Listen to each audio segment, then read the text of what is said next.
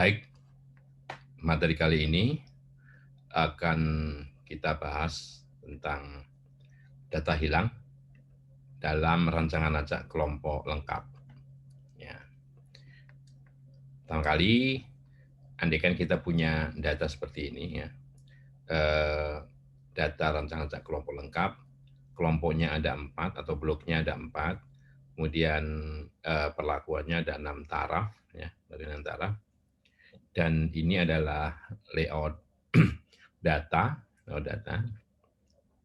Sebagaimana kita ketahui di sini ada satu data yang hilang di sini, yaitu data pengamatan pada blok ketiga dan perlakuan keempat.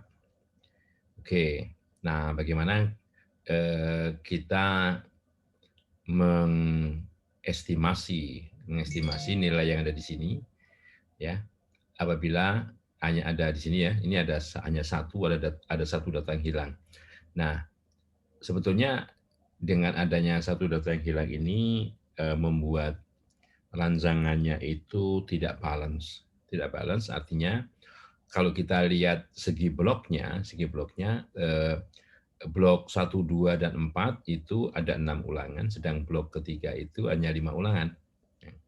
Sedangkan kalau kita lihat perlakuannya, selain perlakuan 4 itu semua ulangannya 4, hanya perlakuan 4 saja yang ulangannya 3.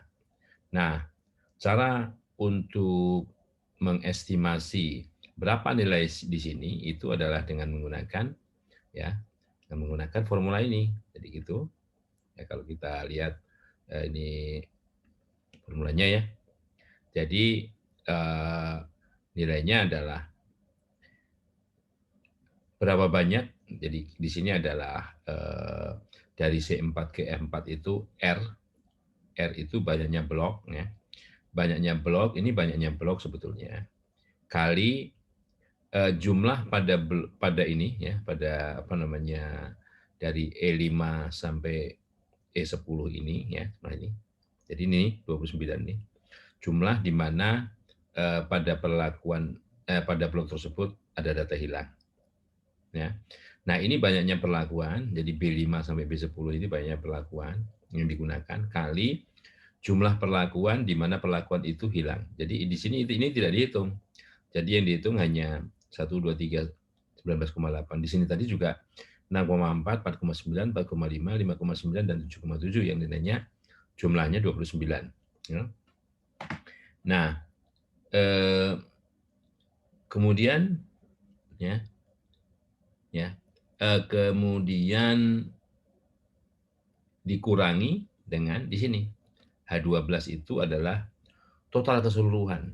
Jadi total keseluruhan tanpa data, artinya termasuk data hilang ini. Jadi kalau ini total keseluruhan ini tanpa ini ya.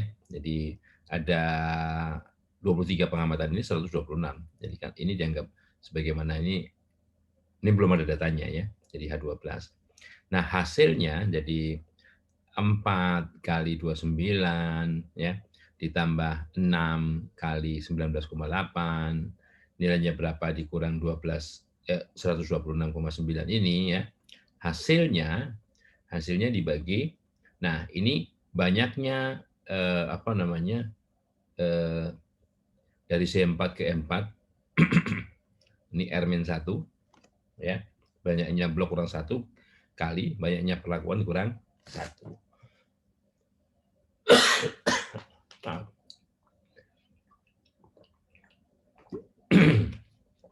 Maaf pakai batu dikit.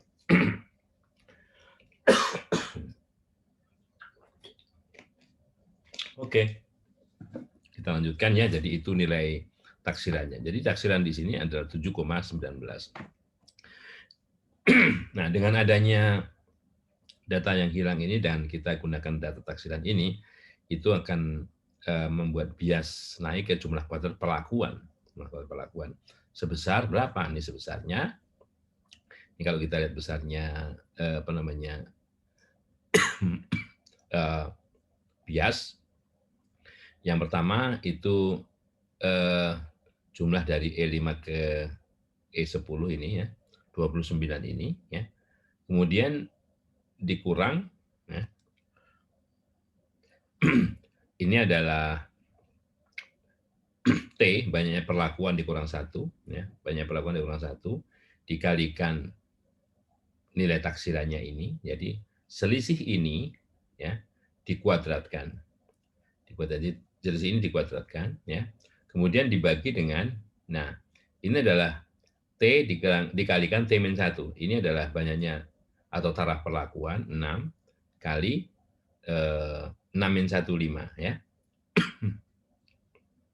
Dan besarnya adalah ini, 1,62. Itu besarnya bias, jumlah kuadrat perlakuan. Oke.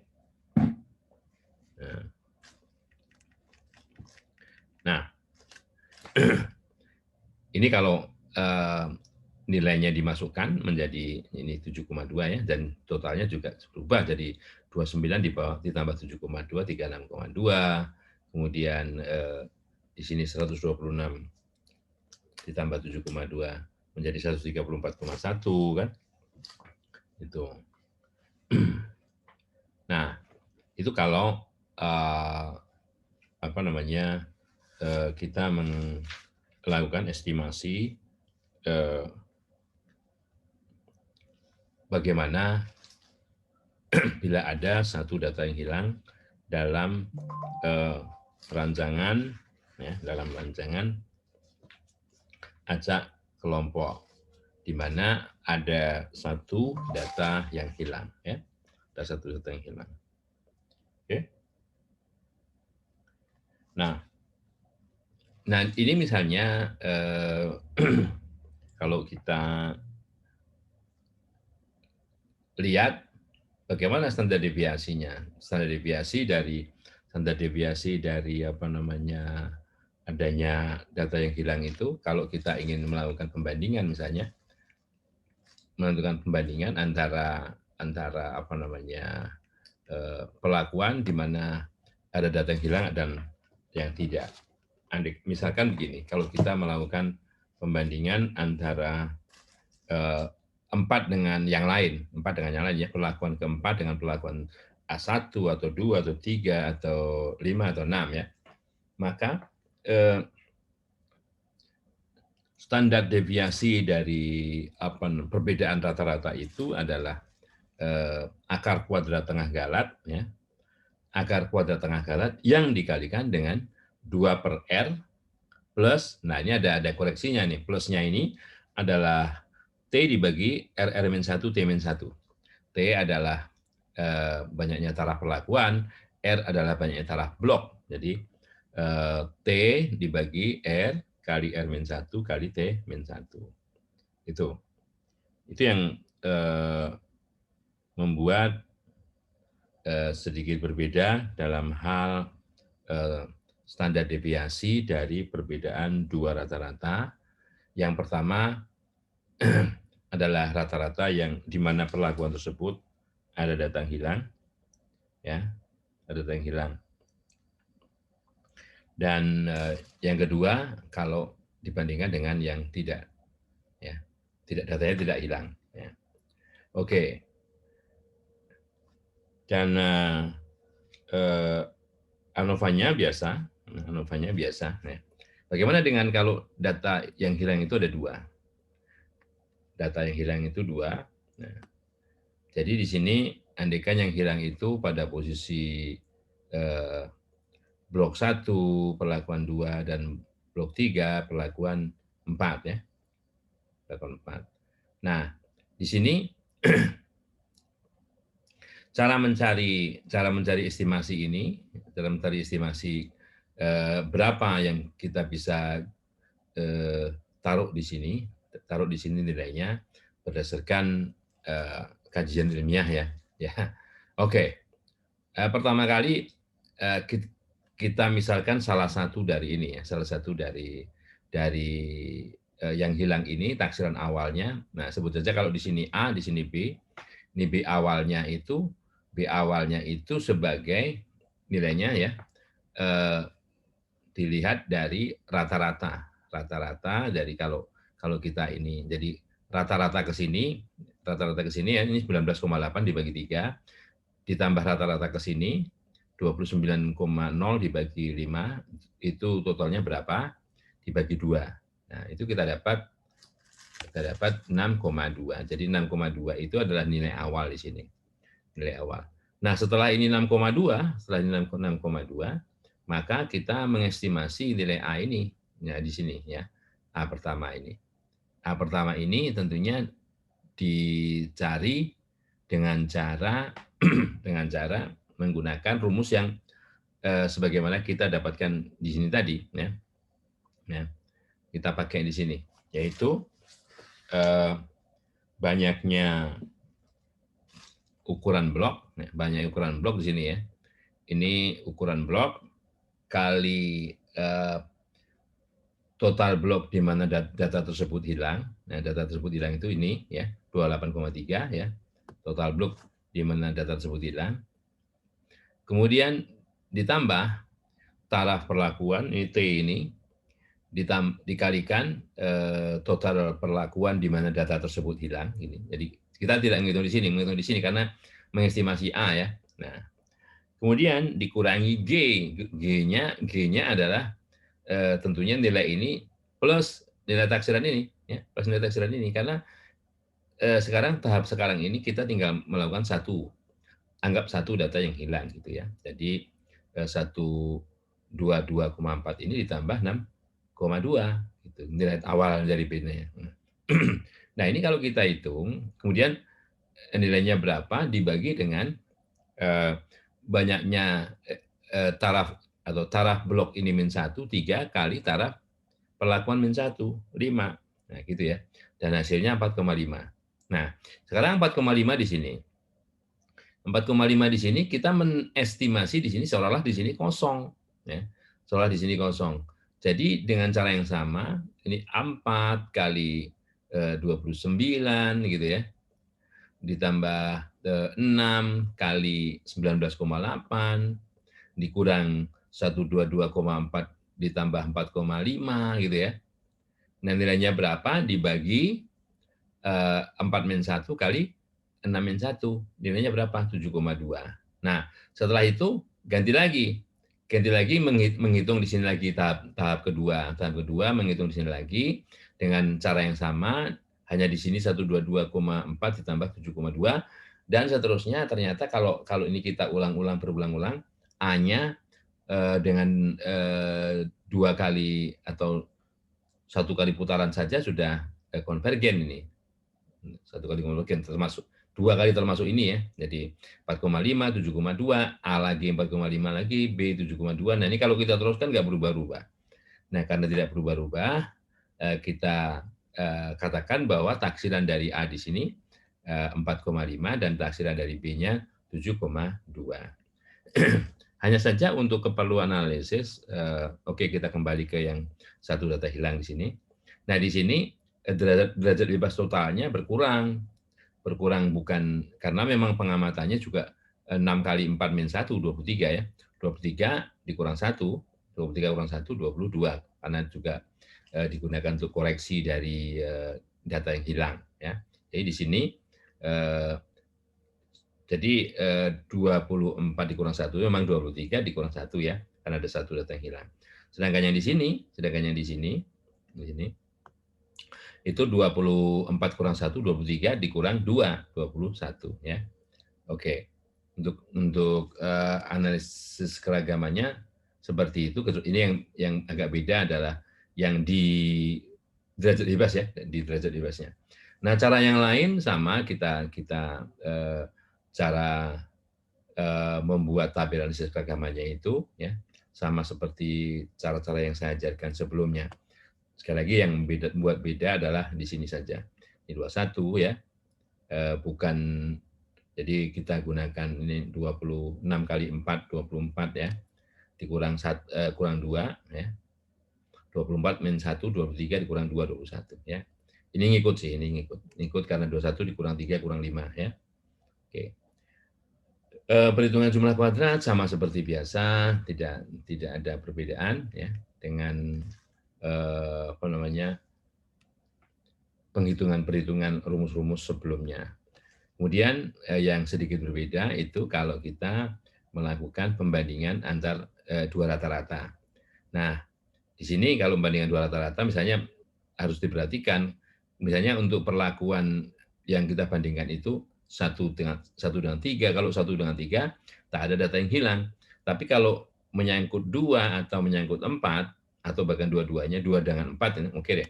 Kalau membandingkan dua dengan empat ini, ya, maka rumus yang biasanya kita gunakan yaitu untuk menghitung standar deviasi dari perbedaan dua rata-rata perlakuan ini bukan akar kuadrat tengah galat yang dikalikan 2 per R, bukan, tapi 1 per RI plus 1 per RI aksen. Nah, di mana RI-nya itu dihitung dari sini, ya. Jadi kalau misalnya kita menggunakan membandingkan 1 dengan 5 itu tak ada data yang hilang, tak ada data yang hilang ya. Nah, di sini saya awali dari sini ya. Jadi kalau kita lihat di sini 1 dan 5, 1 dan 5, 1 ya. Untuk 1, 5 ini ada yang hilang nggak? Nggak. Kalau nggak hilang di sini 1.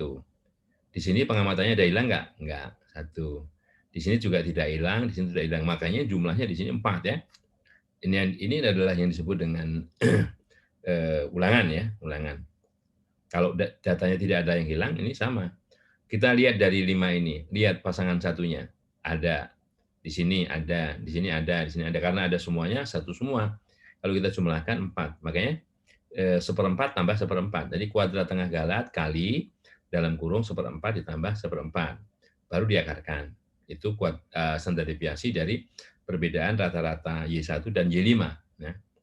Nah, untuk yang ada kaitannya dengan misalnya salah satu ya, 2 dengan 3.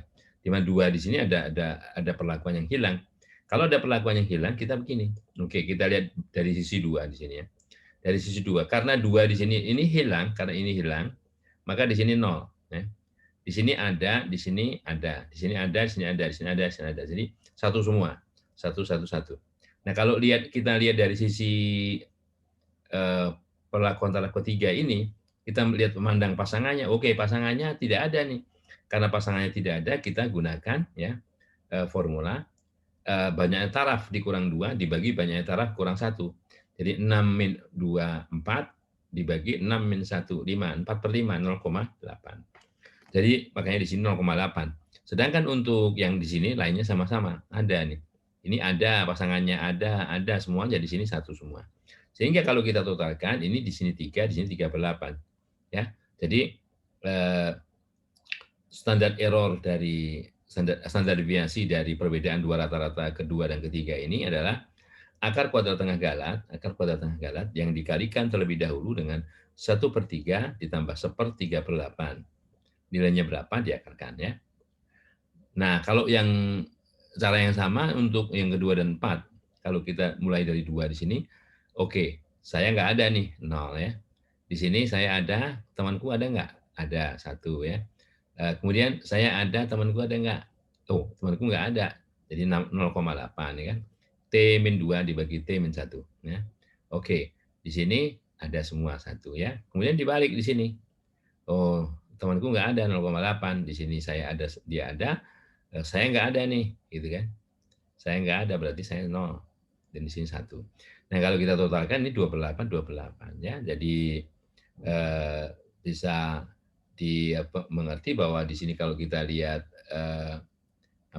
nilainya sedikit lebih besar standar deviasinya ya, karena adanya data yang hilang. Kalau datanya tidak hilang, standar deviasinya jauh lebih kecil atau paling kecil ya. Itu saja. Itu yang bisa bisa saya sampaikan ya. Ini sorry. Ini tujuannya apa? Ini kalau misalnya kita ingin membandingkan pasangan dua rata-rata secara RSD dan sebagainya, itu kan menggunakan standar deviasi dari perbedaan dua rata-rata contoh ya. Nah, oke. Mungkin itu yang bisa saya sampaikan ya. Ini standar deviasi juga tadi sudah saya singgung, kalau untuk satu data yang hilang, ini untuk dua data yang hilang. Dan untuk hal-hal lain yang berhubungan dengan data yang hilang, rancangan lain kita akan bahas di pertemuan lain. Terima kasih.